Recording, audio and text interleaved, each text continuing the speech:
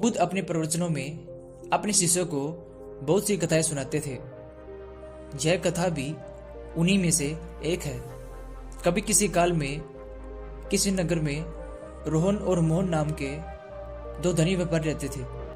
वे दोनों ही अपने धन और वैभव का बड़ा प्रदर्शन करते थे। एक दिन रोहन अपने मित्र मोहन के घर उससे मिलने के लिए गया।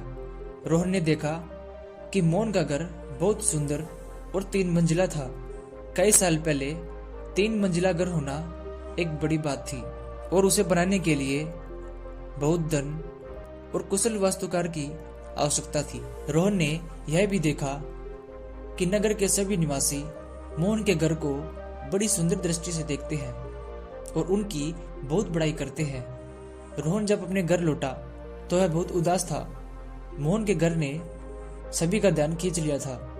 उसने उसी वास्तुकार को बुलाया जिसने मोहन का घर बनाया था।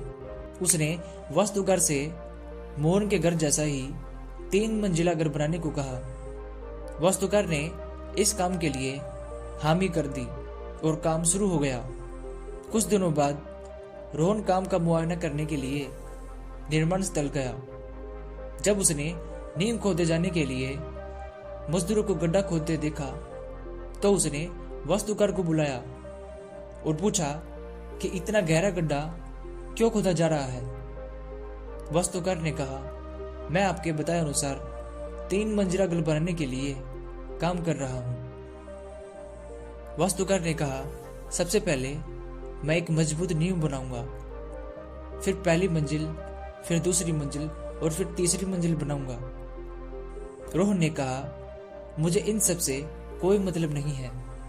तुम सीधे ही तीसरी मंजिल बनाओ और उतनी ही ऊंची बनाओ जितनी ऊंची तुमने मोहन के लिए बनाई थी, और बाकी मंजिलों की तुम चिंता मत करो। वास्तुकार ने कहा, ऐसा तो नहीं हो सकता। रोहन ने गुस्से से वास्तुकार से कहा, ठीक है, अगर तुम इस काम को नहीं करते हो तो मैं किसी दूसरे से इस काम को करवा लूंगा। उस नगर में कोई भी वास्तुकार नींव के बिना वह घर नहीं बना सकता था। कई साल बीत जाते हैं, वह घर कभी नहीं बन पाया। किसी भी बड़े काम को पूरा करने के लिए उसकी नींव सबसे मजबूत बनानी चाहिए और काम को योजनाबद्ध तरीके से पूरा किया जाना चाहिए।